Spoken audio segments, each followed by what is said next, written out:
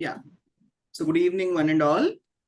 Hope everyone finds this topic a bit interesting thing because it is about interpersonal skills.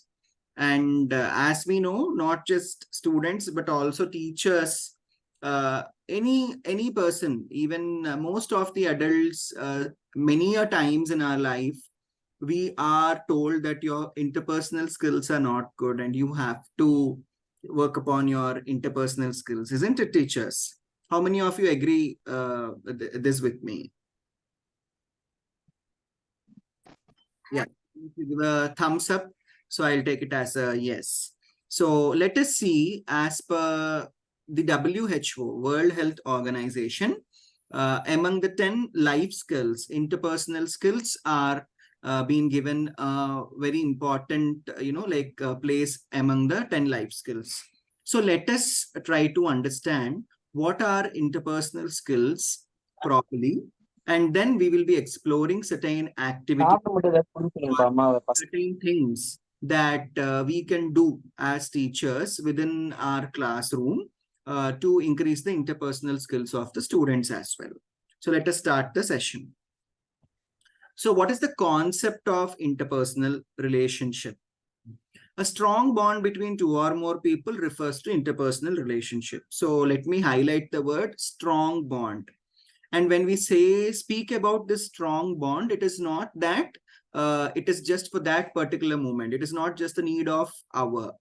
Okay. It is like a bond which always the people on both the sides, they remember throughout their life. Okay. So the bond should be such strong. And then an attraction between individuals brings them close to each other and eventually results in strong interpersonal relationships. When we speak about attraction, no doubt it is about one's body language, one's behavior as well. The way you behave attracts people towards you, isn't it? It is a set of skills that are essential for establishing and maintaining a healthy interpersonal relationship. So this skill, interpersonal skill, is very much important as to maintain our relationship with other people. So when we speak about interpersonal relationships, they can be developed in any of the given criterias that are mentioned here. Okay, with the people whom we work together, we all know that not everyone's ideology, matches with the other person at our working place. Okay, but if we attend this session and try to explore what is actually the interpersonal skill is, okay, we can definitely maintain a very good rapport with our colleagues and people who are working in the same team. Relationship between a man and a woman. So here basically we are speaking about marriage, relationship with the immediate family members or relatives. At times we can see that relationship with our straight siblings is not very good. Our parents is not good. Relationship of a child with his parents, his or her parents, and also relationship between the friends. So when we speak about interpersonal relationships, okay, so these are the basic relationships that we are talking about. Workplace, within the workplace also, the close team that we work along with. Okay, if we are married, the relationship with our spouse, and then family members, immediate family members and relatives, and then child with his parents as well as friends. So these are the relationships that we are talking about. And then, so what are the components of interpersonal relationships? So these are the components. I request each one of you to take a mind map. So here we are showing you a mind map that are the components of interpersonal relationships. So it starts with empathy.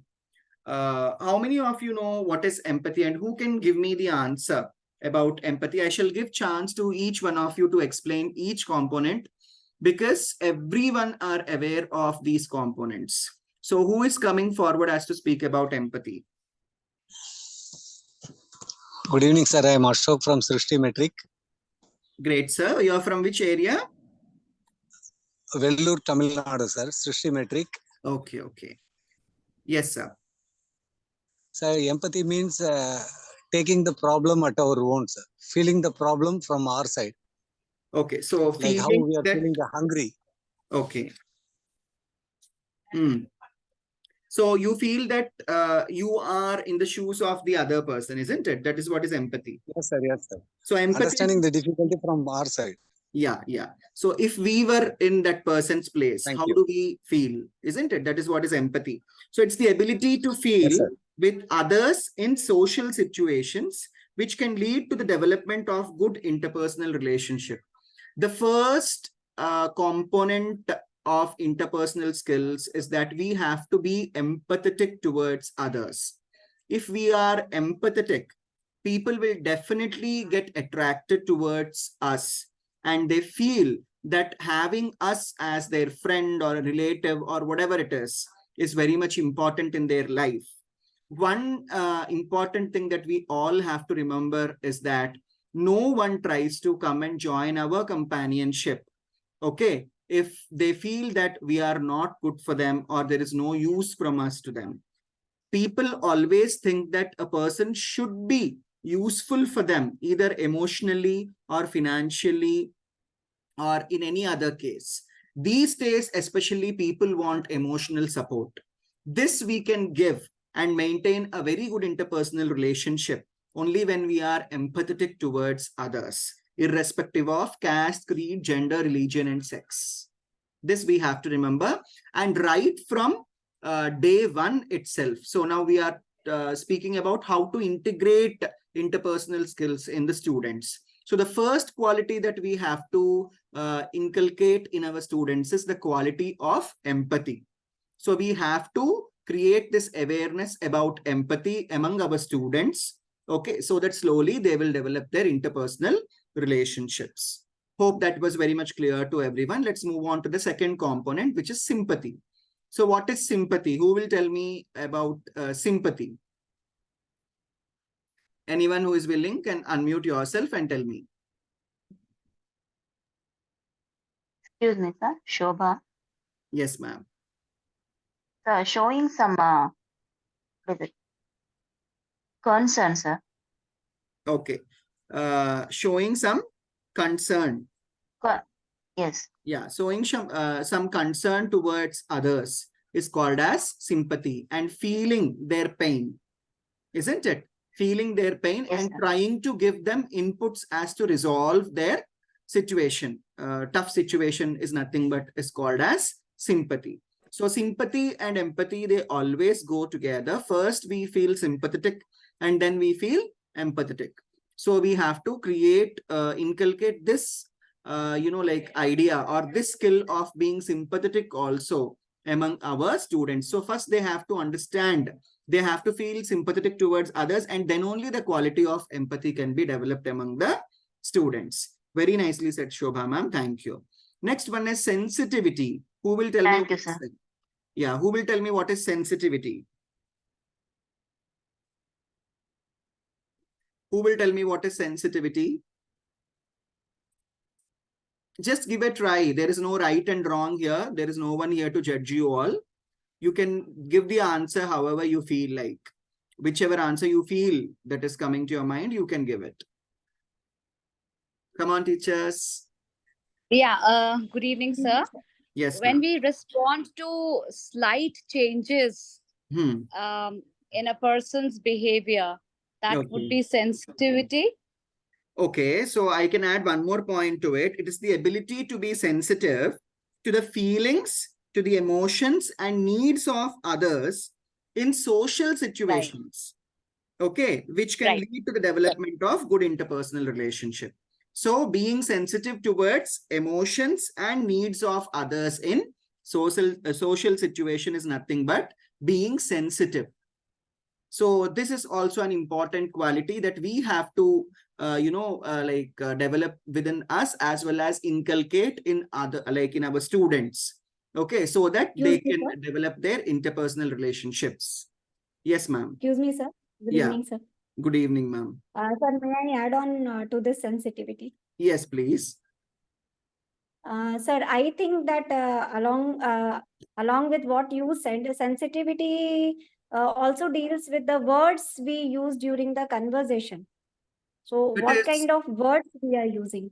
Yeah. So that is some other component that we are going to talk about, effective Okay. communication, the words which we use. Right, So we will come there. But sensitivity right, is right. yeah, yes, ma'am. But it's a very good point that you have added. It is very much important that our vocabulary is proper. Otherwise, Yes, sir. it can damage any relationship. Right, sir. Thank you so Thanks. much for that point. And next one is Thank you, sir. tolerance. Who will give me the definition about tolerance, or who can just speak about tolerance here?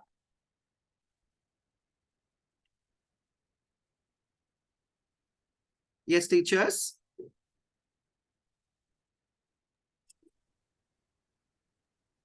Sir, Yes. so tolerance level, I suppose the thing like two person is conversing among each other. So Hmm. what is our patience level of listening to that person or understanding? And suppose the person is getting angry also. So what is our tolerance emotionally if he or she is reacting? So what is our tolerance power and replying the person in the right way? Okay.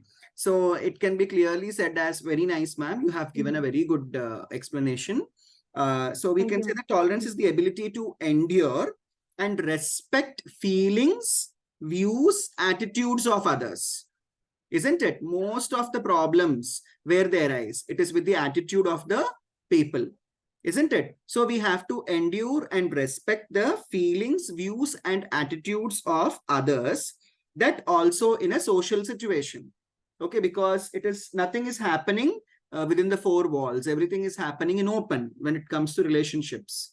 Isn't it? Maybe you're talking to some person at your school, or maybe you're talking to your a family member in front of other family members and stuff, isn't it? In that stage, we have to respect and endure, give some values, and we have to show the acceptance towards others' feelings, their views, and their attitudes. This is called as tolerance. Okay, and we need lots of patience to develop within us. Okay, so to become more and more tolerant towards others' attitudes, their views, and their feelings. So that was all about tolerance. Thank you so much, Abhilasha ma'am. Now let me go on to positive attitude. Now, who will tell me what is positive attitude?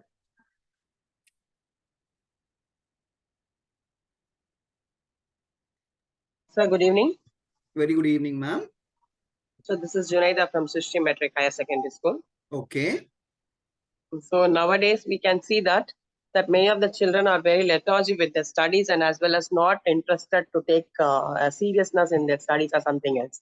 Okay. If they are not interested also, so we can boost them that you can, that you can come up, you can come up. In that way, we can bring a positive energies with them, and we can bring the children to the track of achieving. Okay. So it is basically trying to do something positively. That's what you mean to say. Yeah. Yeah. So yes, very nicely said, ma'am, in a very generic way, as if people understand.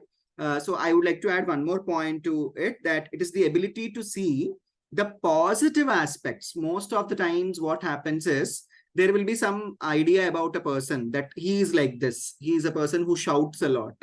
Okay. And this,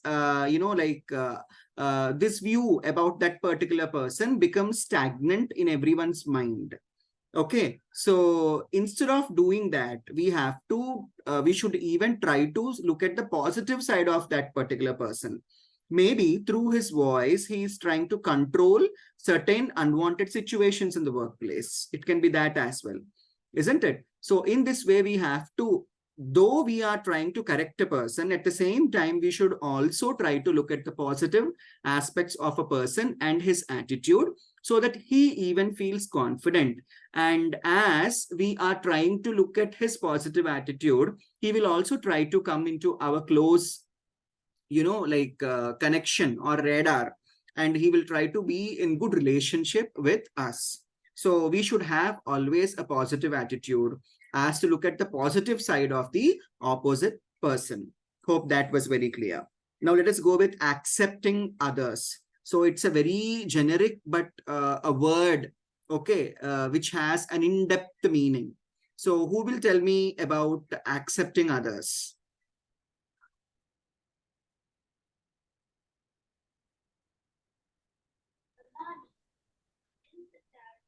Yeah, anyone who would like to speak about accepting others? Good evening, sir. Very good evening, ma'am. Yeah, this is Shubha from Shristi Metric. Okay. Yeah, accepting others means each and everyone have their own rights to express their feelings, thoughts, opinions. So we should respect others in their own way. Then we can give whatever the suggestions. Great. So each and everyone have own rights to say anything. Yeah, the right to speak, the right to express. Yeah, yes, of course, sir. Nicely said. So Thank you, sir. Other than this point, I would like to add one more point to it, that accepting others is in the case of accepting the strengths and weaknesses of the people. Like there might be few people who are good at certain things, but we don't give them an opportunity. Okay, maybe someone is trying to speak something to us, okay, and all of a sudden we say it doesn't work out, or all of a sudden we say no, it's not the right thing. But at times it is very much important that we give opportunity to people as to prove themselves. What is the worst thing that is going to happen in this case? They might fail, but they will learn something from that, isn't it? So when we are speaking about accepting others, not only we should accept their rights, but also we should accept their strengths, we should accept their weaknesses, and we should definitely give hand holding. And we shouldn't be biased to anyone. In workplace, what happens is most of the times the interpersonal skills that rupture are because of the biased behavior of the mediocres, which I would like to quote as certain times it is in charges, certain times it is coordinators. Okay, because I am a person who have come from the stage of a teacher, then an activity coordinator, then an academic coordinator, then a headmaster. So what I feel is at times it is, the behavior, the attitude of being biased to others, maybe it is gender bias or any sort of bias that any person shows, okay, that ruptures the interpersonal skill of him with the others. So we have to accept everyone without any bias and prejudice. Hope this was very clear to everyone. Now, reciprocity. Who will tell me what is reciprocity?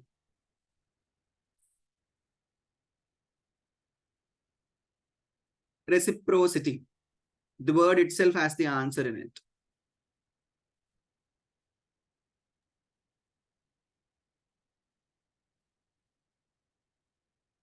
Okay. So it. Hello. Yes, Junaida, ma'am. The ability to transfer our teaching to the another one, and making them to come to our side, and bringing them to the track where we can bring out their talents. Okay. So with an agreement to learn. Okay. So with a slight addition to this, I would like to say that reciprocity is the ability to give something back to the people. For example, while accepting others, there might be a person who accepts you the way you are, and he tries to be in very good terms with you. At the same time, and there is one more thing. So in society, basically at workplace, what happens is we demand for respect. And at times we forget giving respect to the people who deserve. Isn't it? In many cases I have seen wherein many teachers, they demand for respect. Like you cannot speak like that to me. You cannot say this to me. At the same time, are we trying to respect the position of the people?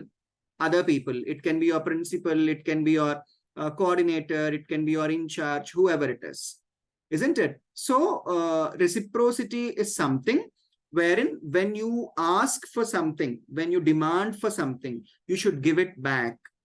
If there is no case of demand, if someone is showering something on you, like they are respecting you, voluntarily, or if they are doing something to you voluntarily, something good for you, okay, though they expect or not, it is our primary duty as a human being, okay, to give that back to them when they are in need. If this is not there, definitely the interpersonal relationship is not going to be very good in between you and that particular person. Though people say they don't expect, but there is a glimpse of that expectation within their hearts. It is not easy. Philosophy is, good to read and good to, like preach, but not everyone can accept the philosophy as it is. Though they say, I don't want, definitely there will be an expectation within the mind of that person. Okay, so reciprocity is a very important component of maintaining a very good interpersonal relationship. Now, next one is etiquette. Who will tell me what is etiquette? The norms of behavior that we need to adopt. Okay, very good. Anyone else? Would you like to add some more any other point to this, sir? Sir, etiquettes are the manners which we show while means our physically also, Very and in our body way language. of speaking also. Yes, yes. Language also, like Yeah. how our body language will also add on that, and our language also, how Yeah. we are speaking, our manners, behaviors, everything. Yes. So etiquettes are the things which showcase basically our behavior, our body language, the way we speak, the vocabulary we use. So it is the ability, okay, to behave properly in social situation. Etiquettes are nothing but behaving properly in a social scenario as if, like a gentle person, irrespective of being a man or a woman, we have to behave as a gentle person, speak, composed in a composed manner, okay, and maintain dignity and respect others' dignity as well. So this is what we call etiquettes as. And etiquettes is a very broad term under which you can put all sorts of etiquettes, your behavioral etiquettes, okay, your work etiquettes, your etiquettes, how do you eat, all these things. The people always try to go to other people who are very gentle, okay, who are very professional in manner. If we are not maintaining that, if we are loose-tongued, okay, and we are not maintaining proper etiquettes, what happens is they don't, always try to come to us. Remember, if there is only something that people can learn from us, it is then that they come to us. So this is all about etiquettes. Very nicely said, Abhilasha ma'am. Next, let us move on to healthy distance. Yeah. So what is healthy distance? Who would like to tell me about healthy distance? Sir, good evening. This is Nambi Aruran from Systematic Velu. Yes, sir. Sir, I think everyone needs space sometimes, right? So some of us need more space than others also, because to set a healthy boundaries or healthy distance will maintain our independence and sense of self. So we have to maintain a distance or ourselves with the person or habits and take care of ourselves. I think healthy distance is needed for a good relationship. Great. So healthy distance is very much needed for a good relationship, as you said. And coming on to healthy distance, I would like to add a point. Healthy distance is about how much liberty to be taken. At times, it so happens that a person gives us lots of liberty. Okay. And what we do is at times we misuse this liberty and we become very much loose-tongued. Okay, like we start saying things which are not appropriate to that person. So we should know at which point this person, will not get hurt. Okay, so giving liberty, that doesn't mean that we will speak whatever stuff comes to our mouth. Okay, we should always maintain that healthy relationship, okay, with a one hand distance, not using the liberty or not using the freedom that they have given to us as to speak anything to them. Okay, we should not speak in such a way, or we should not ridicule the person, who always gives us that, space or that vacuum to speak to him or her. This is what is healthy distance. Nicely said, sir. Nambi, sir. Now, lack of prejudice and stereotypes. Who is going to come forward and give me an, good definition for this? Lack of prejudice and stereotypes. So now, good evening, sir. Yes, ma'am. So nowadays we don't have that stereotype and all. So here and there we are just breaking out and coming out with all the hurdles. The stereotypes are getting to an end, but even though in some places we can see that where we can see that the boys can do and the girls can't, the girls can go, the boys can't, like that. So that has to be put an end, and everybody should be provided with the proper opportunities, and we should find the talents and the extraordinary things what is there with the students. Okay, so when we speak about prejudice and stereotypes, it is not only about gender. Okay, it is also about having certain preconceived notions even about individuals. So what happens, as I exemplified before, if you feel that a person is a bit, what do we say, open, or a person is, a person who speaks literally, who is very strict and who is very stern. Okay, he's understood as a person like who is basically like a Hitler. Okay, so having a preconceived notion, not only on the basis of caste, creed, gender, religion, and sex, but about an individual also. That is what we are addressing as lack of prejudice and stereotypes here. Okay. Excuse me, sir. Yes, ma'am. Excuse me, sir. Is it being diplomat or neutral? Is it related to that also? No, it is not about being diplomat and neutral. It is about having a preconceived notion. You will grantedly think that, yes, for example, Ravikant, you will think that Ravikant is like this only. Okay. For example, there might be a situation wherein a person is coming and complaining about Ravikant. Ravikant shouted on me. Okay. And based upon the earlier situations, you will judge without even investigating. Ravikant might have definitely done this because he is very arrogant. Okay. So this is what we are in a social scenario. Prejudice and stereotype is not only on the basis of what do we say, caste, creed, gender, religion, and sex. It can be based upon preconceived notion about one individual also. Whatever might be the situation, always an investigation should take place. Then only we can pass a judgment on a person. Yes, sir. This we used to agree. So we have to agree with these things. Yes. So sir, I would like, Ravi sir, I would like to add one more point in this. Okay. There is a philosophical saying that we see things as we are, not the things as they are. Yes. So we need to see things in its objectivity instead of applying our mind subjectivity. Is it like this, sir? Yeah, exactly. We should actually try to know what the actual situation is, not what just we get to hear from others. That's how it is. What you said is right, Sudhanshu sir. Now, next, the final one is effective communication. Okay, so who will be telling me about effective communication? This is a wonderful and a very interesting point in this.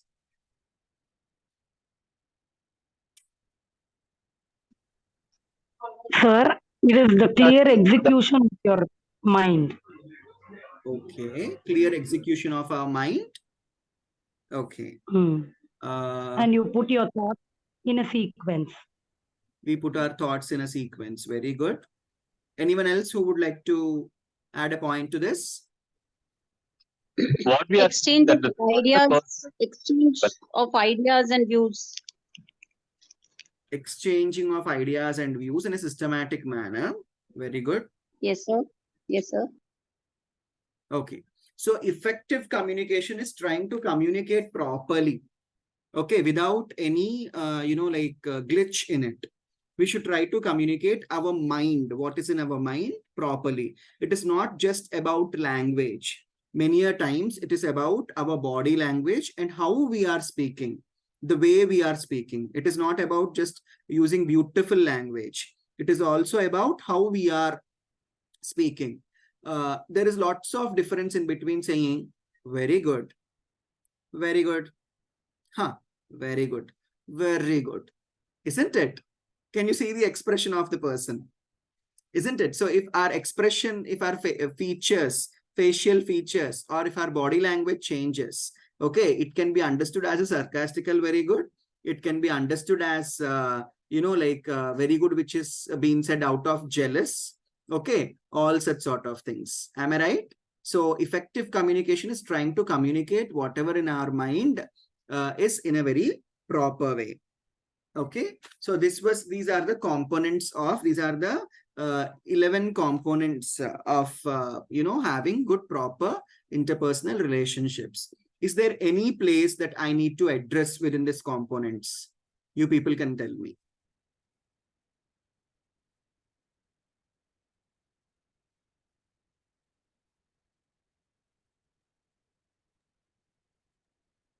No, sir, I think we have covered everything. So we have covered everything with this within this, 11 components, right? Now let us move further.